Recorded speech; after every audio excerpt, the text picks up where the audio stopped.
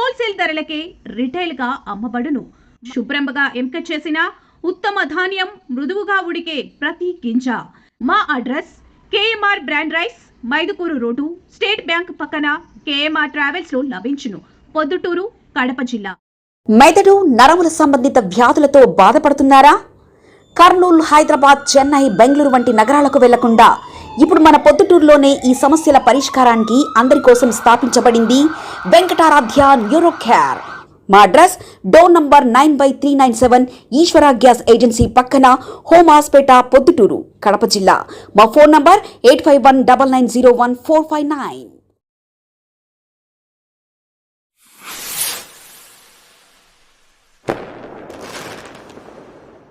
నమస్కారం.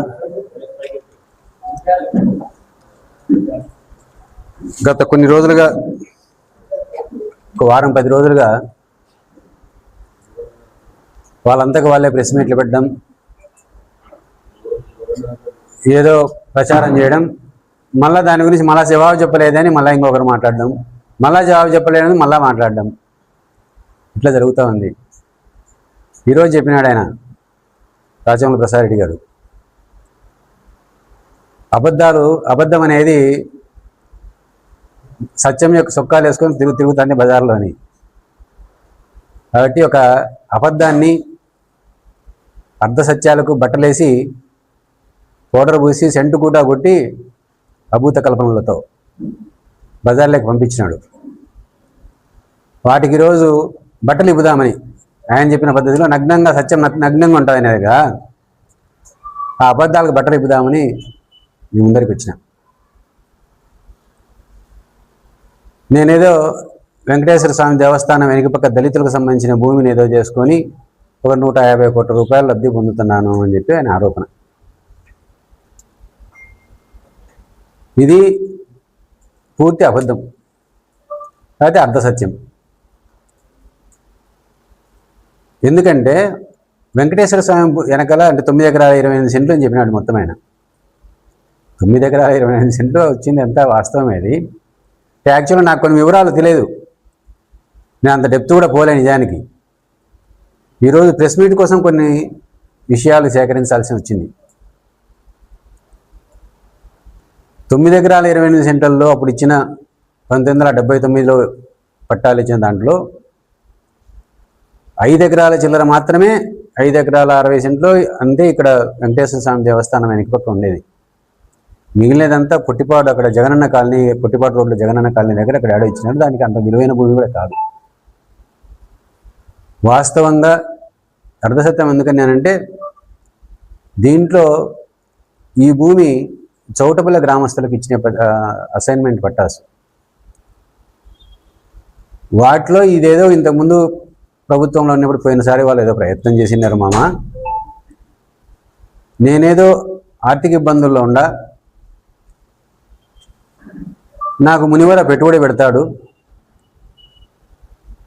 కొంచెం ఏదైనా మీరు ఉంటే అవకాశం ఉంటే ప్రభుత్వం ఇది చేయించమని చెప్పి చౌటపల్లి లక్ష్మీరెడ్డి నా దగ్గరికి వచ్చినాడు. వాస్తవమే, చౌటపల్లి లక్ష్మీరెడ్డి మునివరని పిలుచుకొని నా దగ్గరికి వచ్చినాడు. ఆ రోజు నేను ఒకటే మాట చెప్పిన, మామ ఇది చట్టబద్ధం, ఏదైనా సరే చట్టబద్ధమైంది ఏదైనా ఉంటే మనం చేయగలం, లేకపోతే అసంబద్ధమైందో అనైతికమైన విషయాలు అయితే మనం చేయలేము. అవి వివరాలు సేకరించి నీకు న్యాయంగా ఉండి చట్టబద్ధంగా ఇది చేసే అవకాశం ఉన్నాయంటే తప్పకుండా ప్రయత్నం చేస్తానులే అని చెప్పిన మాట చెప్పింది వాస్తవమే. అతను ఆ సందర్భంలో మాటలో మాటగా ఇంకొక మాట కూడా అన్నాడు, అది కూడా నిజమే. నాకు మునివర పెట్టుబడి పెడుతున్నారు, నాకో భాగం, మునివరకు ఒక భాగం, నీకు ఒక భాగం ఇస్తాంలే అన్నారు. ఈ భాగాల తర్వాత మాట్లాడతామో, నువ్వు లబ్ధి పొంది నా వద్ద ఒకవేళ అంత అవసరమైతే. ఈరోజు నువ్వేదో అడిగినావు, చట్టబద్ధంగా కనుక ఉన్నారంటే మనం ప్రయత్నం చేద్దాము అని. నువ్వు ఈలోగా చేసుకోవాల్సిన ప్రయత్నాలు చేసుకో అని చెప్పిన. వాస్తవంగా దాన్ని విచారిస్తే అసైన్మెంట్ పట్టాసును జగన్మోహన్ రెడ్డి ప్రభుత్వంలో 20 ఏళ్ళు దాటినారంటే ఫ్రీ హోల్డ్ చేసినారంటే ఎలినబుల్ పట్టాసుగా, అంటే ఒకరి నుంచి ఒకరు ఆస్తి మార్చుకునే దానికి అవకాశం ఉండే విధంగా పట్టాలను చేసిన చట్టం తెచ్చినారు. ఆ చట్ట పరిధిలోకి ఇది వస్తుందేమో అని పరిశీలిస్తామని చూసినాం. ఈలోగా ఆ చట్టాన్ని అబియన్స్లో పెట్టినారు తెలుగుదేశం ప్రభుత్వం అధికారంలోకి వచ్చిన తర్వాత. చట్టం అబియన్స్లో పెట్టినారు కాబట్టి ఆ చట్టం ఇంక ఇప్పుడు లేదు. అయినా సరే ఆ చట్టం రావాలంటే నేను మళ్ళీ విచారిస్తే ఈ చట్టంలో పోయిన గవర్నమెంట్లో ఈ చట్టాన్ని దుర్వినియోగం చేసినారు, వీటన్ని సక్రమపరిచిన తర్వాత మళ్ళీ వచ్చే అవకాశం ఉందని తెలిసింది ప్రభుత్వ వర్గాల ద్వారా. ఒకవేళ వస్తుందేమో, వస్తే ఆ రోజుకి మీరు సిద్ధంగా ఉండండి, సేకరించి పెట్టుకోండి అని మాత్రమే నేను సలహా ఇచ్చిన. నేను మొత్తం రైతులతో మాట్లాడినట్టు, దళితులతో అందరిని పిలిచి నా దగ్గరికి మాట్లాడినట్టు, నేను మళ్ళీ దాంట్లో భూమి ఎవరో కొంటే ఆ కొన్నేటోళ్ళతో మళ్ళీ ఇసుడు మా రామేశ్వరం అగ్రాముడే కొన్నాడు, అగ్రాముని కూడా వీళ్ళు కూడా పిలిచి సెట్ చేసినాను, వాళ్ళకందరికీ కోట్ల రూపాయలు డబ్బులు ఇచ్చి సెట్ చేసినాను. ఇవన్నీ అవాస్తవాలు. నేను అగ్రాముని పిలిచలే, ఇసురాముని పిలిచలే, ఆ దళితుల్లో రైతులను వాళ్ళని కూడా ఎవరిని పిలిచలే, ఎవరి ముఖం చూడలే నేను ఈ పొద్దుడి దాకా. ఇప్పటికి ఈ రోజు టైం కాదు, ఈ గంట దాకా ఇదే మాట్లాడి నిజమే చెప్తా, ఏమి తప్పే ఉండదు. వాళ్ళని ఎవరిని చూడలే. దీంట్లో తర్వాత నాకు తెలిసింది ఏంటంటే లక్ష్మీరెడ్డి ఒక బద్వేలు ప్రభాకర్ రెడ్డి అనే అతన్ని మాత్రం ఒకసారి పిలిచి మాట్లాడిన ఏమి ఈ విషయం అని చెప్పి, అంత తప్ప ఇంకెవరిని మాట్లాడలే. దీంట్లో అతని ఇన్వాల్వ్మెంట్ ఏదో ఉన్నట్టుంది. సో ఈ వాళ్ళది లక్ష్మీరెడ్డి కానీ మునివర కానీ వీళ్ళతో మాట్లాడితే వీళ్ళకి వచ్చిన భూమి 3 ఎకరాల 94 సెంట్లు మాత్రమే వెంకటేశ్వర స్వామి దేవస్థానం వెనక పక్క వీళ్ళేదో మాట్లాడుకున్నారు. ఆడుండే 5 ఎకరాల చిల్లర కూడా రాలే. నేను మిగిలిన పొట్టిపాటు రోడ్డుది అసలు ఎవరు పట్టించుకోలే, దాని గురించి శ్రమపడనక్కర్లే, దాన్ని అంత విలువైన భూమి కాదు, దాని జోలికి పోలే. వాస్తవంగా ఈ 4 ఎకరాలు ఏదైనా ప్రభుత్వం కన్నా వచ్చినానంటే ఈ 4 ఎకరాలు మనకు అనుకూలమైన వాళ్ళు ఉన్నారు మామ, మనకు ఏదైనా చేస్తాము, మనకు ఏదైనా ప్రభుత్వంలో మీకు ఉంటే చట్టబద్ధంగా న్యాయంగా ఉంటే మాకు చేయించండి అని అడిగినాడు. న్యాయంగా చట్టపరంగా ఇది చెల్లుబాటు అయ్యే విధంగా అయితే ఖచ్చితంగా చేయిస్తానని చెప్పిన. దానికి నేను పరిశీలించిన విషయాలు ఏంటంటే ఈయన ఏదో చెప్పినాడు, ఈ 1979లో ఇచ్చినది, అప్పుడు అసైన్మెంట్ కమిటీ లేదు అంటే అన్ని సినిమా డైరెక్షన్లో కథ చెప్పినట్టు చెప్తాడంటే, మా స్టోరీ డైరెక్టర్ సినిమా నిర్మాతకు దర్శకుడి కథ చెప్పినట్టు చెప్పినాడు. ఇదంతా అభూత కల్పన. అసైన్మెంట్ కమిటీ అనేది నాకు తెలిసినంత వరకు subject correction to the best of my knowledge. 1985లో మొదటిసారి మా నాన్నగారు ఎమ్మెల్యే అయినప్పటికీ అప్పటికి కూడా అసైన్మెంట్ కమిటీ అనేది లేదు. తర్వాత మా నాన్నగారు ఫస్ట్ టైం ఎమ్మెల్యే అయినప్పుడు కాలంలో వచ్చిందో లేదా తర్వాత పీరియడ్లోనో వచ్చిందో అసైన్మెంట్ కమిటీస్ అనేది కొత్తగా వచ్చింది. దానికి ఎమ్మెల్యే చైర్మన్గా ఉండి చేస్తారు. అంతకుముందు అసైన్మెంట్ కమిటీస్ అని లేవు. ఓన్లీ తహసీల్దారు ఆర్డీఓల రికమెండేషన్ల మీద లేదా కలెక్టర్ రికమెండేషన్ల మీద అసైన్మెంట్స్ ఇచ్చేవారు. ఇది 1979 నాటిది. కాబట్టి ఆ రోజు అసైన్మెంట్ కమిటీ అనేది లేదు. ఇది అసైన్డ్ పట్ట ఆబుద్ధుడిదా, ఇది టెంపరీకి పర్మనెంట్ కానీ దాని నిర్వచనం లేదు, సపరేట్గా ఇంకొకటి లేదు. ఏమన్నా కానీ ఇచ్చినారు 1979లో. ఇదేదో ల్యాండ్ సీలింగ్ వాళ్ళు ల్యాండ్ సీలింగ్లో అక్వైరీలు చేసినా, ఇంకొక పద్ధతిలో చేసినా, ప్రభుత్వం లేకపోతే ప్రభుత్వానికి దానంగా ఇచ్చినదైనా, బలవంతంగా తీసుకునేదైనా, ఏదైనా కానీ ఒక్కసారి ప్రభుత్వానికి భూమి అంటే ప్రభుత్వ భూమి ఇది. ప్రభుత్వం ప్రజా ప్రయోజనాల దృష్ట్యా ఎవరికైనా ఏ విధంగానే దాన్ని వినియోగించవచ్చు. ఆ విధంగా ఆ రోజుల్లో అప్పట్లో 1979లో ల్యాండ్ సీలింగ్ యాక్ట్ అక్వైరీ చేసిన ల్యాండ్ని బద్వేలు సత్యనారాయణ గారి ద్వారా తీసుకునే వారిని ఆ ల్యాండ్ను కొంతమంది దళితులకు 9 మంది 10 మంది దళితులకు తలా ఎంత భూమి పంపకాలు చేసినారు. అవి ఆ రోజు ఇచ్చినది ఈ రోజుకి అట్నే రికార్డ్స్లో పెట్టే ఉంది. మీ ప్రభుత్వం అంతర్దశలో అంటే నీ ప్రభుత్వం అయిపోయే దశలో ఏ రోజు రికార్డ్స్ ఎట్టయితే ఉన్నాయో ఈ రోజుకి రికార్డ్స్ అట్నే ఉన్నాయి. రికార్డ్స్ను మ్యానిపులేట్ చేయలే, ట్యాంపరింగ్ చేయలే. ఇప్పటిదాకా ఈ రోజు దాకా దాంట్లో ఏ రికార్డులో ఎవరు ఏమి ఏళ్ళు పెట్టి దీన్ని ఇట్ట చేయని చెప్పలే. ఆ పొద్దు మీ ప్రభుత్వం దిగిపోయే పొద్దుకి ఏ స్థితిలో ఉన్నాయో ఈ రోజుకి అదే స్థితిలో ఉన్నాయి. ఇంక ఇట్లే కొనసాగుతాయి కూడా. నాకు అంత చేయాల్సిన పని లేదు. రకరకాలు చేసి దీన్ని పాత ఎంఆర్ఓలతో పాత విఆర్ఓలతో సంతకాలు పెట్టించి లేదా కోర్టులు మేనేజ్ చేసి రకరకాలు చెప్పినాడు. ఇవన్నీ చేయలే, ఏది జరగలే ఆ రోజు. ఎందుకంటే ఆ చట్టమే ఇంకా రాలే. ఆ చట్టం వస్తే నిర్ద్వందంగా చెప్తా ఉండా, లక్ష్మీరెడ్డి అడిగిన దానికోసం నేను ఇచ్చిన మాట కోసము చట్టం పర్మిట్ చేస్తే చట్ట పరిధిలో ఇది చేయగలిగిన విషయం అయితే తప్పకుండా నేను పూర్తి నా శక్తి మేరకు నేను లక్ష్మీరెడ్డికి సహకరిస్తా. దీంట్లో ఏం మళ్ళీ రెండో మాట కూడా ఏం లేదు. దీంట్లో ఒకవేళ దీని విలువ 150 కోట్లు అన్నాడు. అయ్యా రాజమౌళి ప్రసాద్ రెడ్డి రింగ్ రోడ్డు చుట్టుపక్కల యాన్నైనా కానీ 10 కోట్లకు మించి ప్రొద్దుటూరులో భూమి ఉందా? 10 కోట్లకు మించి ప్రొద్దుటూరులో భూమి ఉంటే చుట్టుపక్కల రింగ్ రోడ్ చుట్టుపక్కల ఏమన్నా చూపించాక ట్రాన్సాక్షన్ జరిగినట్టుగా చూపించు. ఒకవేళ ఇది భూమి అంటే 5 కోట్లు ఉండొచ్చు, 6 కోట్లు ఉండొచ్చు, 7 కోట్లు ఉండొచ్చు, ఉండనిలే. దాంట్లో కోట్ల రూపాయలు ఇప్పించినాము.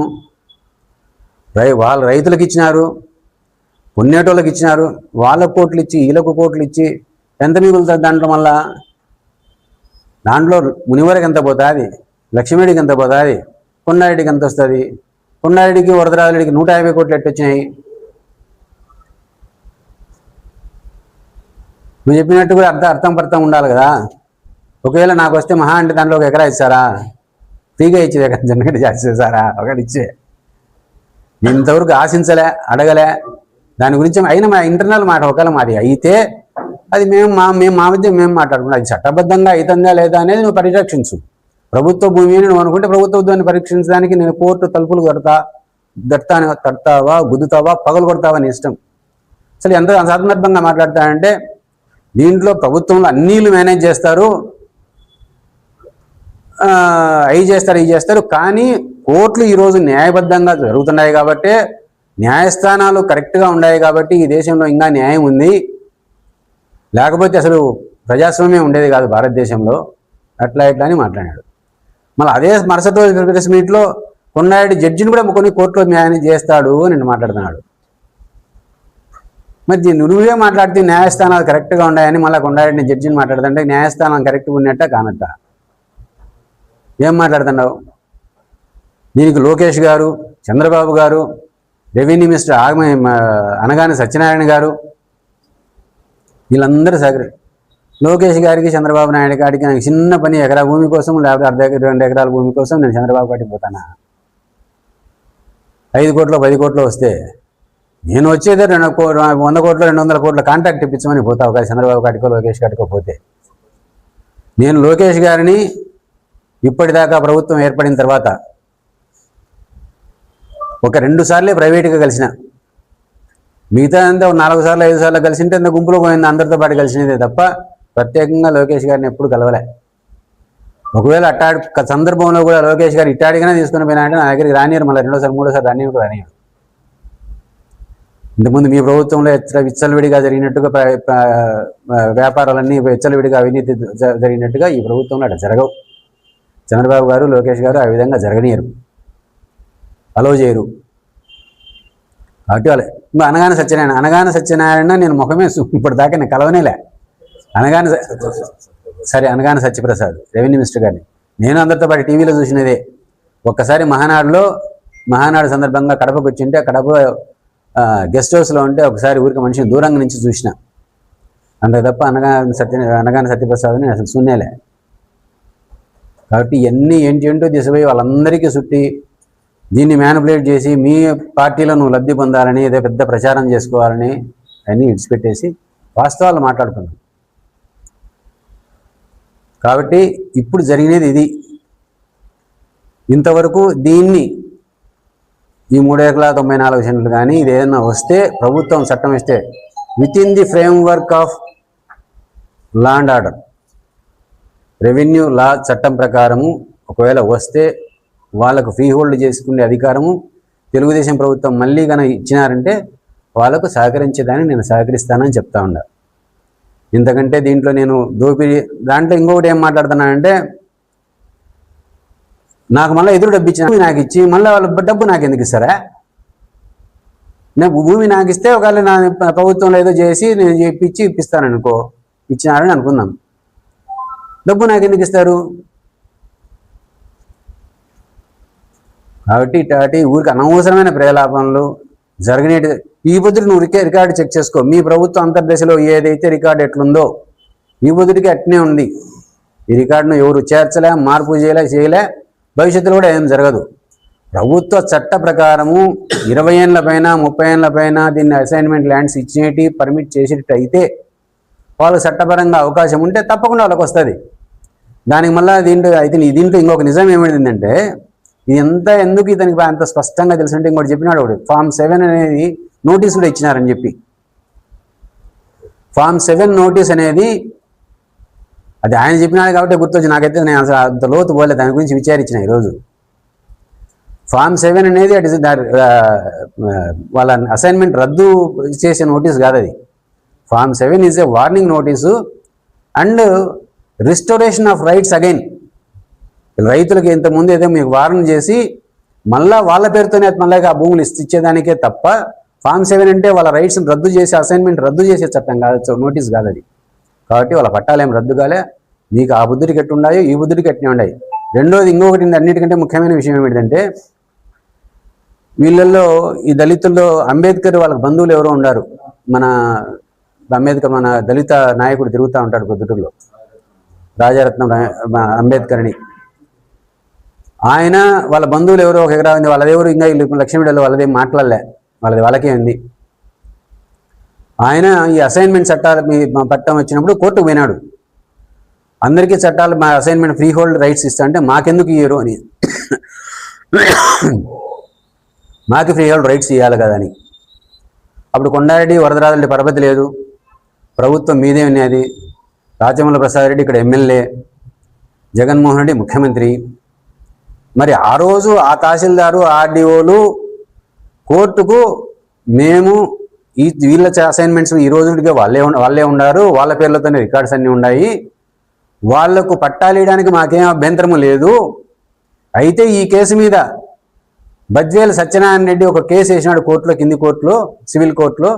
కాబట్టి ఆ కేసు కన్నా పరిష్కారం అయినారంటే వీళ్ళ పట్టాలు ఇవ్వడానికి మాకు అభ్యంతరం లేదని కోర్టుకు విన్నవించినారు. మరి ఆ రోజు మేము మేనేజ్ చేసినామా రాజేంద్ర ప్రసాద్ రెడ్డి? మరి నువ్వు మేనేజ్ అయినావా? జగన్మోహన్ రెడ్డి మేనేజ్ చేసినారా? మీ ప్రతిదానికి ముఖ్యమంత్రులకు మీ మంత్రులకు ఎందుకు కలుపుతావు? మరి ఆ రోజు అది జరిగిందంటే మీ ముఖ్యమంత్రి కూడా లొంగిపోయినట్టే కదా. ఇవన్నీ ఇతనికి ఎందుకు డీటెయిల్స్ ఇంకో విషయం అంటే, ఈ 7 ఫామ్ ఇవన్నీ నోటీసులు ఇంత డీటెయిల్, ఎందుకంటే నేనేమంత సర్వే చేయలే, నేను అంత తెలుసుకోలే. ఎందుకు తెలుసుకోవాలంటే ఆ రోజు చట్టం వచ్చిన ఆపద చూస్తాంలే, ఇప్పటికే ఎందుకు చేయండి దాంతో అంత డెప్త్కు పోవాల్సిందని. ఈయన అంత డెప్త్కు పోయి అన్ని వివరాలు సేకరించి తమ ప్రభుత్వ హయాంలో తాము చేసుకోవాలని ప్రయత్నించేటి చేసి ఫామ్ 7 నోటీస్ ఎందుకు ఇప్పించినారంటే, వాళ్ళకి రైట్స్ ఏమైనా ఈ ట్రాన్స్ఫర్ ప్రాపర్టీ ఇది జరిగితే అంటే రిజిస్ట్రేషన్లు చేసి భూములు రద్దు అవుతాయేమో, రద్దు కాకుండా మళ్ళీ రిస్టోర్ చేయాలి వాళ్ళకే మళ్ళీ ఇప్పించాలనే ఉద్దేశంతో ఫామ్ 7 నోటీస్ ఇప్పించినారు. అబద్ధం ఇప్పించి వాళ్ళు లబ్ధి పొందాలని వాళ్ళు చేసుకోవాలని ప్రయత్నించి ప్రభుత్వం అంత్యగడి లేకొచ్చినది కాబట్టి అప్పటికే అది కాలే పోయింది. ఇప్పుడు ఇటు తిరుక్కునేది. ఇది వాస్తవం. ఈరోజు దీనికి ఈ బట్టలు ఈడ ఇప్పేసిన. మెదడు నరముల సంబంధిత వ్యాధులతో బాధపడుతున్నారా? కర్నూలు, హైదరాబాద్, చెన్నై, బెంగళూరు వంటి నగరాలకు వెళ్లకుండా ఇప్పుడు మన పొద్దుటూరులోనే ఈ సమస్యల పరిష్కారానికి అందరి కోసం స్థాపించబడింది వెంకటారాధ్య న్యూరో కేర్, మెదడు నరముల hospital. Doctor R Jayachandra Reddy, MD, paediatric, DM, neurology ఆధ్వర్యంలో అందరికీ వైద్య సేవలు అందిస్తుంది వెంకటారాధ్య న్యూరో కేర్ హాస్పిటల్. మా వద్ద లభించే వైద్య సేవలు పక్షవాతం, మూర్ఛ, ఫిట్స్, తలనొప్పి, మెడనొప్పి, మూతి వంకర, వణుకు, కంపవాతము, మతిమరుపు, నరాల బలహీనత, తిమ్మిర్లు, మంటలు, నడుము నొప్పి, కళ్ళు తిరగడం, కండరంల జబ్బులు, తూలినట్లు నడవడం వంటి వాటికి వైద్య సేవలు అందించబడును. మూర్ఛ వ్యాధి పరీక్ష, వీడియో మూర్ఛ వ్యాధి పరీక్ష, నరాలకు సంబంధించిన కంప్యూటర్ కరెంటు పరీక్ష, కంటి నరములకు సంబంధించిన కంప్యూటర్ పరీక్ష, ఫిజియోథెరపీ వైద్య సదుపాయం, చెవి నరములకు సంబంధించిన కంప్యూటర్ పరీక్షలు ప్రత్యేకంగా చేయబడును. పక్షవాతం వచ్చిన 4 గంటల 30 నిమిషాలలో రక్తం గడ్డం తరుగుటకు ప్రత్యేక సూది మందు థర్బోలైసిన్ నిత్యం అందుబాటులో ఉండుట మా హాస్పిటల్ ప్రత్యేకత. చిన్నపిల్లల ఎదుగుదల లోపం, జన్యు సంబంధిత వ్యాధులు, మూర్ఛ వ్యాధులకు ప్రత్యేకంగా చూడబడును. మా అడ్రస్ డోర్ నంబర్ 9/397 ఈశ్వర గ్యాస్ ఏజెన్సీ పక్కన, హోమాస్పేట, పొద్దుటూరు, కడప జిల్లా. మా ఫోన్ నంబర్ 8519901459. మన ఇంటి వంటలో రుచి, పరిమళం, ఆనందం ఇవన్నీ ఒకే చోట కలవాలి కదా.